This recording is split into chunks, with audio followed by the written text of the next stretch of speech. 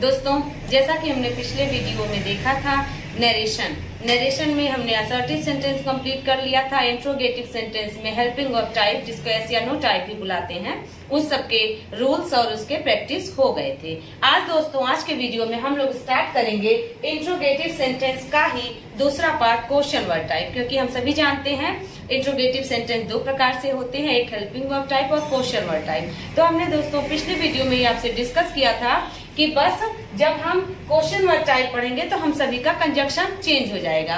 Helping verb type में conjunction if या weather का यूज करते हैं, लेकिन जब क्वेश्चन वर्ड टाइप पढ़ते हैं तो हम सभी वही जो क्वेश्चन वर्ड होता है क्वेश्चन पूछने के लिए, वही कंजक्शन के रूप में यूज हो जाता है। तो चलिए हम लोग देखते हैं कैसे हम लोग इसको सॉल्व करेंगे।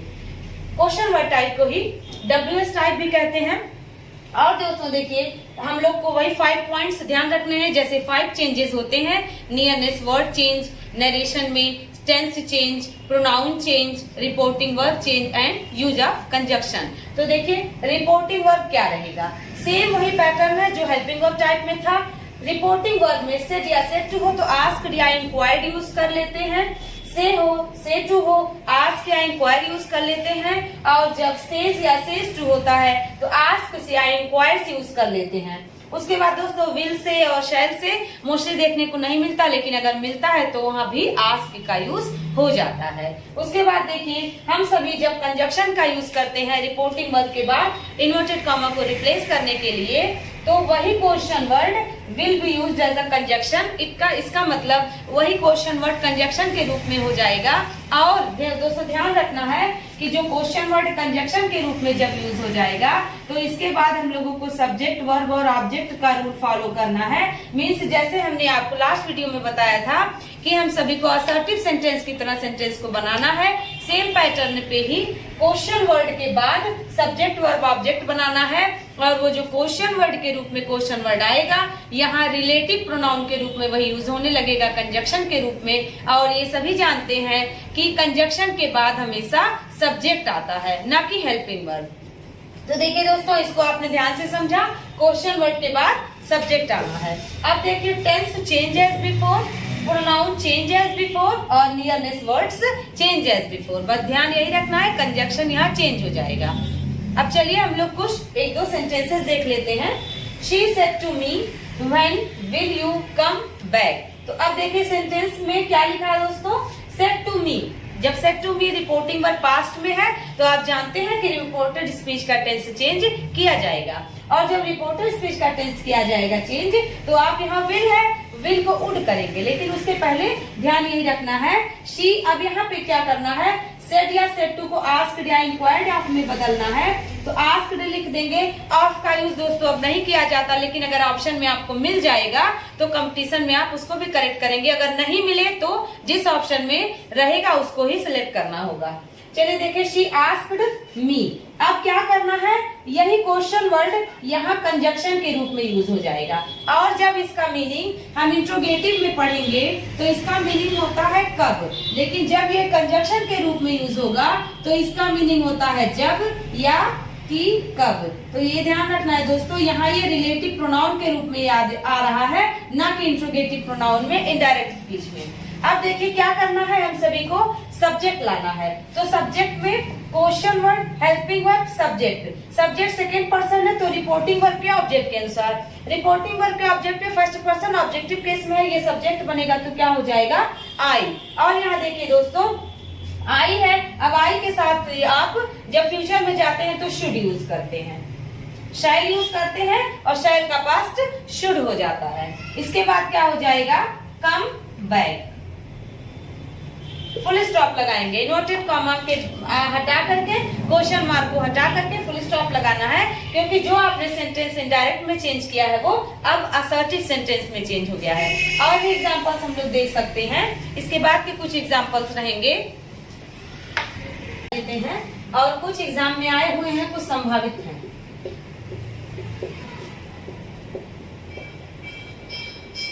फर्स्ट सेंटेंस है, His sister said to you, inverted comma में, why did you misbehave? ध्यान ये रखना है, रिपोर्टिंग वर्ब किस में है, पास्ट में है। रिपोर्टेड स्पीच का टेंस चेंज किया जाएगा। रिपोर्टेड स्पीच के टेंस में पास्ट इंडेफिनिट है तो किस में जाएगा, पास्ट परफेक्ट में। His sister asked you, question word he conjunction बन जाएगा वाई। अब सब्जेक्ट को लाना है तो यू सेकेंड पर्सन है, ऑब्जेक्टिव पे भी सेकेंड पर्सन है, यू ही रहेगा, लेकिन पास्ट इंडेफिनिट पास्ट परफेक्ट में जाएगा तो हैड हो जाएगा, और मिसबिहेव थर्ड फॉर्म में बदल जाएगा, मिसबिहेव्ड हो जाएगा, फुल स्टॉप का यूज हो जाएगा। ध्यान से देखना है दोस्तों, सब्जेक्ट के बाद असर्टिव सेंटेंस और हैड के बाद वर्ब का थर्ड फॉर्म यूज होगा। तो यहाँ यूज करना है जब आपको ऐसे क्वेश्चन एग्जाम में दिए जाएंगे तो वाई के बाद हैड हो जाएगा, उसके बाद यू का यूज होगा किसी ऑप्शन में, किसी ऑप्शन में वर्ब का थर्ड फॉर्म नहीं बदलेगा, किसी ऑप्शन में डिड के साथ ही सेकेंड फॉर्म दे देगा। तो आपको ध्यान रखना है कि जब कंजक्शन वाई बन जाता है तो उसके बाद तुरंत सब्जेक्ट का यूज होता है, तभी आपका आंसर करेक्ट होगा। Next sentence, Rita said to me who are you, इसको ध्यान से देखना होगा। आस्क्ड मी, हु को कंजक्शन बना दिया। अब देखिए दोस्तों, आपके सेंटेंस में आपके जो आपको ऑप्शंस मिलेंगे उसमें वॉज लास्ट में होगा, वॉज हु के साथ होगा, सब्जेक्ट और ऑब्जेक्ट लास्ट में होगा।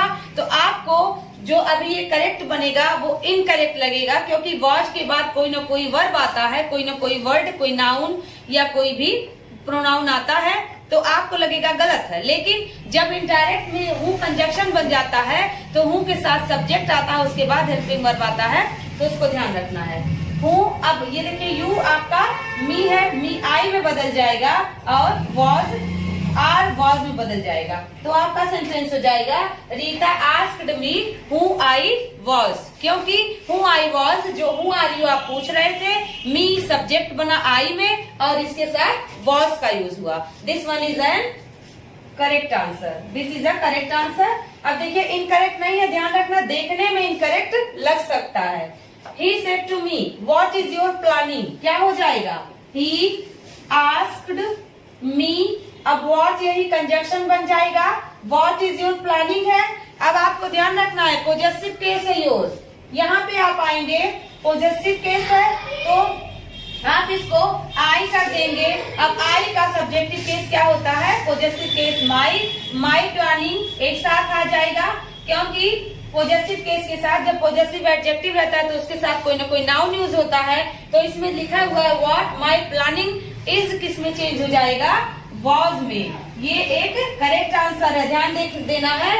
ये कंजक्शन बन गया, अब कंजक्शन के बाद सब्जेक्ट आएगा तो व्हाट माई प्लानिंग वॉज। और जब आप प्रैक्टिस नहीं किए रहेंगे तो आपको स्टार्टिंग में लगेगा कि ये गलत है, परंतु ये सही है। यहाँ देखेंगे I said to you which team won the match today. सबसे पहले आपको ये डिफाइन करना होगा कि दिया गया सेंटेंस किस टेंस में है। तो ये सेंटेंस पास्ट इंडेफिनिट में है और रिपोर्टिंग वर्ब भी पास्ट में है, तो आपको पहले की तरह चेंजेस करने होंगे। तो आपको क्या करना होगा, आई आस्क्ड यू विच। अब देखिए दोस्तों, 4 वर्ड्स होते हैं, विच होता है, whom होता, विच होता है, whose होता है, हाउ मेनी होता है, हाउ मच होता है। इसके साथ कोई ना कोई नाउन लगा होता है, इसलिए जब इसको हम कंजक्शन के रूप में यूज करते हैं तो इसके साथ हम विच वाले के साथ जो भी नाउन ऐड होगा उसको हम लिखते हैं, अदरवाइज ये गलत हो जाएगा। विच टीम, अब देखिए कह रहा है कौन सी टीम, अब कह रहा है वॉन द मैच, मतलब आज जीती, तो ये पास्ट इंडेफिनिट है। आपको क्या करना होगा, विच टीम, इसके बाद करना होगा हैड, द हैड, इसके बाद वॉन द मैच टुडे किस में चला जाएगा, दैट डे में, ठीक है, और फुल स्टॉप का यूज कर लेंगे। ध्यान रखना है दोस्तों, यहाँ सब्जेक्ट नहीं दिया है, how many, how much, whose और विच के साथ जब सब्जेक्ट नहीं दिया होता है तो हेल्पिंग वर्ब को ही लिख लेते हैं, और जब सब्जेक्ट दिया होता है तो हेल्पिंग वर्ब के बाद सब्जेक्ट लिखा जाता है और इसके साथ जो नाउन होगा उसको नोट डाउन करेंगे, अदरवाइज सेंटेंस गलत हो जाएगा। इसको देखते हैं, she said to him, comma noted, comma में what is my, where is my purse. तो वेयर इज माई पर्स में देखिए, she asked him, where conjunction है, फिर माई पर्स सब्जेक्ट है, तो आपको लिखना पड़ेगा माई पर्स वॉज, कोई भी सेंटेंस आगे नहीं है, कोई भी वर्ड, तो आप भी यहीं फुल स्टॉप कर देंगे। अब आप जब आप इससे ऐसे क्वेश्चंस देखिए दोस्तों, ये वाला सेंटेंस, ये वाला सेंटेंस और ये वाला सेंटेंस, ये तीनों सेंटेंसेस अगर एग्जाम में आ जाएं तो आपको बहुत ध्यान से काम करना होगा। जो ये व्हाट हो गया, व्हाट के बाद जो सब्जेक्ट आएगा उसके बाद हेल्पिंग वर्ब आएगा, हु के बाद जो सब्जेक्ट आएगा उसके बाद हेल्पिंग वर्ब आएगा, क्योंकि वॉज के बाद जब who are you, who am I, what is your name, तो व्हाट माय नेम वॉज हो जाएगा। और वॉज के बाद सेंटेंस जब आप देखेंगे तो इनकम्प्लीट लगेगा, लेकिन ये कंप्लीट होता है। तो ये टॉपिक आप बहुत ध्यान से समझेंगे।